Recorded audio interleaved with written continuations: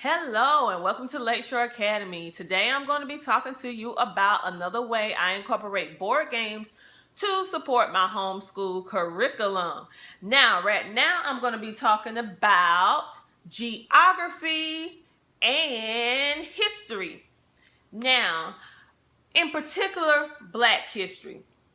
These two board games was given to me by a mom. Because I'm into board games, I'm into anything educational. So she brought the games over and said, "Hey, you want these?" And I was like, "I have never seen these games before. Sure, I would like to have them. I don't know how I'm going to use them at the moment, but yes, I want them and thank you." So I took the board games. This one is the Black Heritage Trivia game, basically asking different trivia, different things dealing with Black history. So if you're studying Black history and you need a unique spin on how to study it, and I also use this game to do biographies. So if we're studying about a certain person, I can use the cards to help me with that. And it asks like one question, and it has a little, I like to do the like they're in a game show when I do it, and they have to like buzz and stuff like that when they're answering the questions. And then the board game is really not overwhelming for a trivia game. So it's very interesting.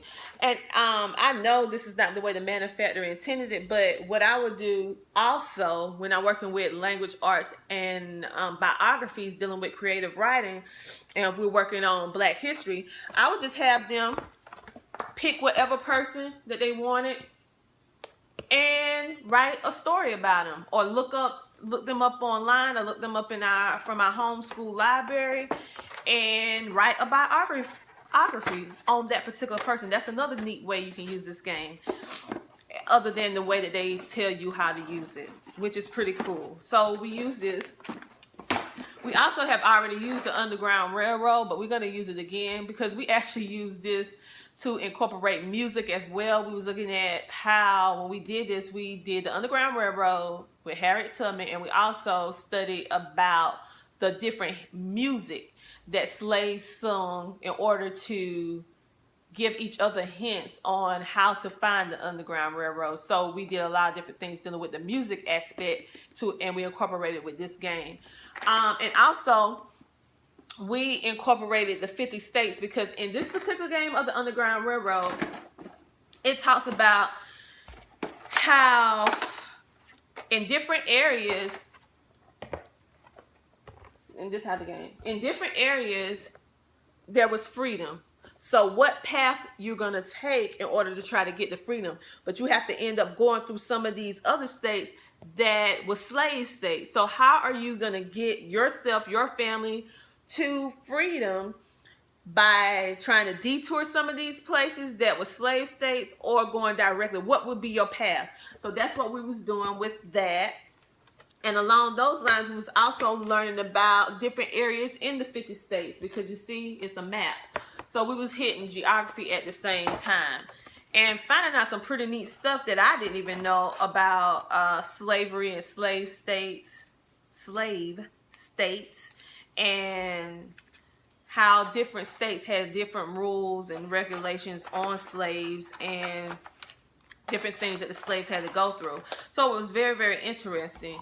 And it is a low-key way to go over history that's not too, if I can say it correctly, abrasive, or like some children are not mature enough at that point to really get down to talk about the logistics of what really happened with slavery. So if you're looking for a nice introductory way to introduce your child to slavery in a very mild way, this will be good, because it's making it interesting, but also making them think, but it's not too overwhelming where if they're not mature enough for the hard stuff that slavery entails, this will be a good way in order for them to do it as well. And you can just tailor it to your child.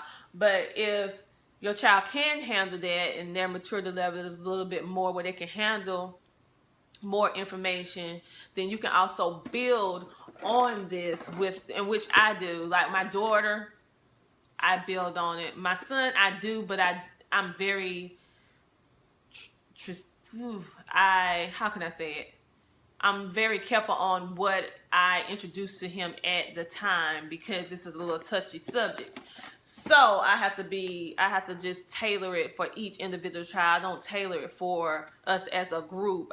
Because I know their different maturity levels and how if they're emotionally able to handle that type of information or not.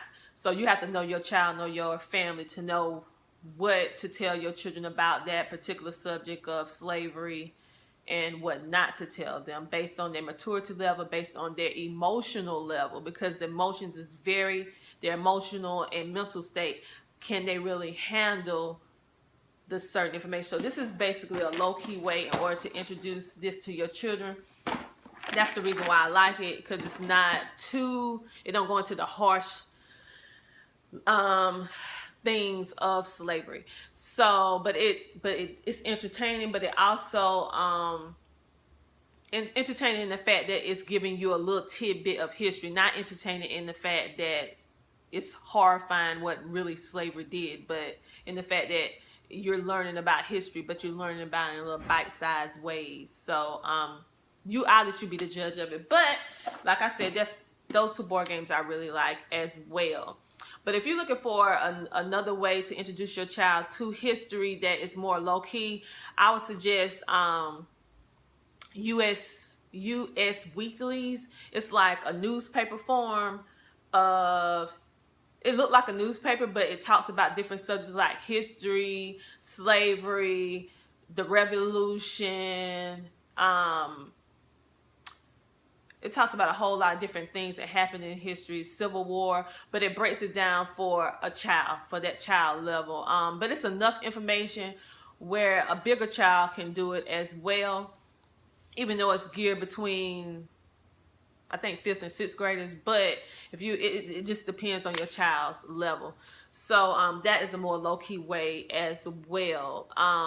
But if you're looking for a more advanced way of telling history to your child, then the World History, National Geographic History Encyclopedia would be a good one. And also, I think it's Keenford's, if I'm saying it right, World History or Timeline of History. Those are some good books as well. And my daughter, she's using Everything You Need to Know to Ace, World History, American History. The way that they introduce it is not so as stressful neither, but it just tell you the history aspect without going into all the gory details of what everything entails. So if you're looking for something like that, then that would be a good option.